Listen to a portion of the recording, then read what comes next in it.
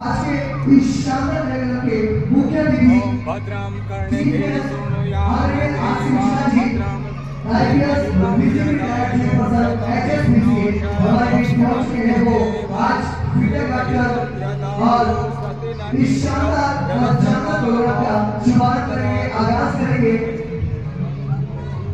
और रिबन कटाई के बाद उनका तिलक कर मैं रिक्वेस्ट करूंगा अभी से डॉक्टर एलसी जोशी जी से भगवान दास जी से कृपया वो हमारे आदरणीय चीफ गेस्ट को पंडाल में लेके आए और हमारे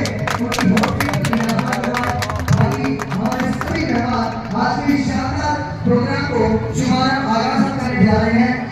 कुछ बैठकर इस शानदार और जानदार प्रोग्राम की शोभा में कृपया मैम को पुष्प गुच्छ भेंटकर आज उनका हमारी महफिल में स्वागत करें, अभिनंदन करें, आभार करें और हमारे president mister Santosh ji Chauhan request करूंगा एलसी जोशी जी से कीर्तन करें, स्वागत करें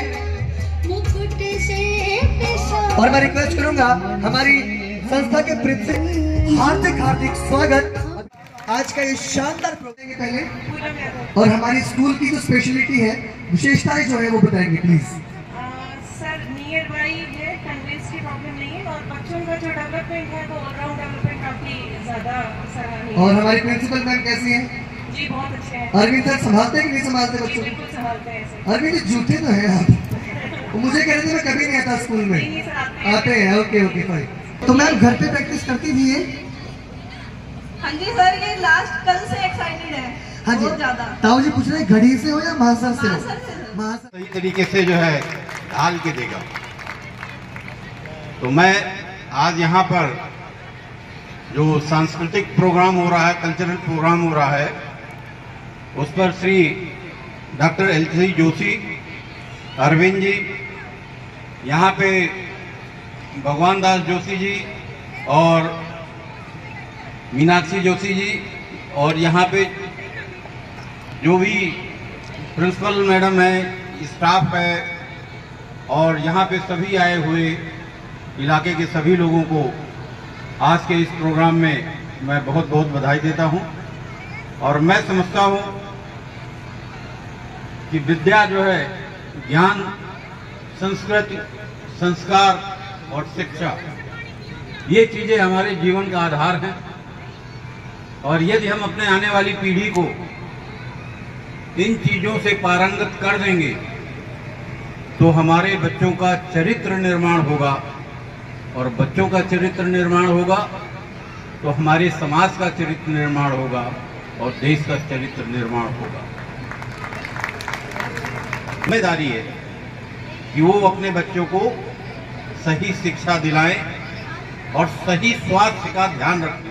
आप सबकी जोरदार तालियों के बीच, करतल ध्वनियों के बीच मैं रिक्वेस्ट करूंगा और ये हमारे बीच एक और अवार्ड है, द बेस्टेस्ट प्रिंसिपल, हमारे सभी बच्चों की मम्मी जी, माता जी और मैं रिक्वेस्ट करूंगा पुष्करमल वर्मा जी कीमती समय अपने व्यस्त शेड्यूल में से हमारे हम सब के लिए इन प्यारे प्यारे बच्चों का दिल खोल के तालियां और सबने इन प्यारे प्यारे बच्चों के लिए जिन्होंने इतना शानदार परफॉर्मेंस दिया था।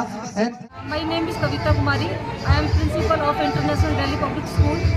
आज हमारा यहाँ पे 4th एनुअल फंक्शन था, हम हर साल ऑर्गेनाइज करते हैं और हमारे स्कूल के फंक्शन में as a chief guest RC Mishra ji और मिस्टर संतोष यादव आए थे और हमारे बच्चों ने अलग अलग टाइप के शानदार तरीके के कल्चर प्रोग्राम किए हैं। उन्होंने एक ओल्ड एज होम के ऊपर एक मैसेज दिया है क्योंकि आजकल के जो बच्चे हैं अपने माता पिता को छोड़ के और अकेले रहने लगते हैं, क्योंकि कई बार उस चीज़ में बच्चे हमारे छोड़ने के बाद माता पिता को क्या याद करते करते बेचारे मर जाते पर बच्चों को पता नहीं होता।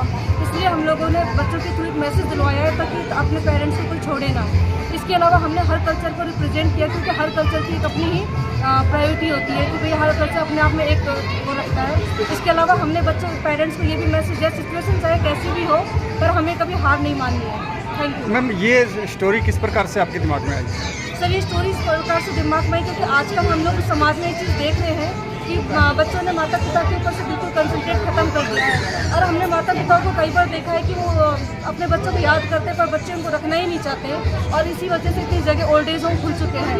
उस चीज़ को हमें देखते हुए हमें लगा कि हम अपने प्रोग्राम के थ्रू पेरेंट्स को ये एक मैसेज दे सकते हैं और बच्चों को भी साथ में चीज़ सिखा सकते हैं कि आने वाले टाइम में जो गलती हो रही है वो आने वाले टाइम में गलती ना हो और अपने माता पिता को अपने साथ रखें, क्योंकि इनके बिना कुछ भी नहीं है, इनके बिना हमारा कोई वर्चस्व नहीं है। मैंने भी सुन लिया था मैम, जो कार्यक्रम आपके द्वारा करवाया गया था, जो हमने देखा, उसके अंदर किस प्रकार से आपने तैयारियां करवाई?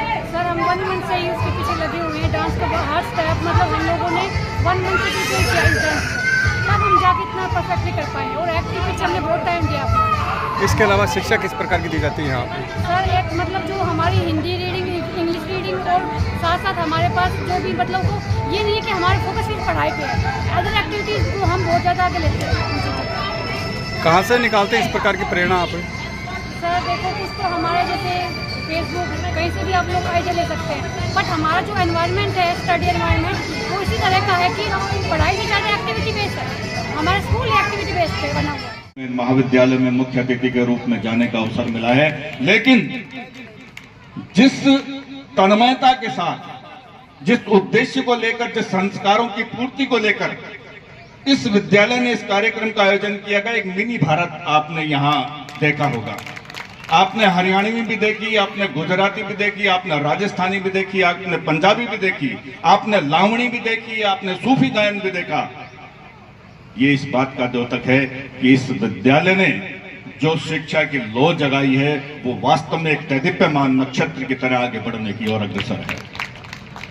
मैं इस राता गांव से मेरा बहुत पुराना संबंध है। अभी एक कार्यक्रम में जब आपने देखा कि एक दादी अपने बच्चे के साथ इस मंच पर नृत्य कर रही है, माँ और बाप के बीच की दूरी तो हमने देखी है, लेकिन दादी पोता और पोती के बीच की दूरी इस बात का द्योतक है कि संस्कार हमारे आज भी जीवित हैं। इस विद्यालय की देन है, संस्कार हमें जीवित। स्वागत, अभिनंदन, आभार। और सर आपसे रिक्वेस्ट करता एक बार बच्चों, कविता जी एक बार मंच पे पधारें और मैं तमाम मेहमानों से रिक्वेस्ट करूंगा कि एक बार पधारें। संतोष चौहान जी।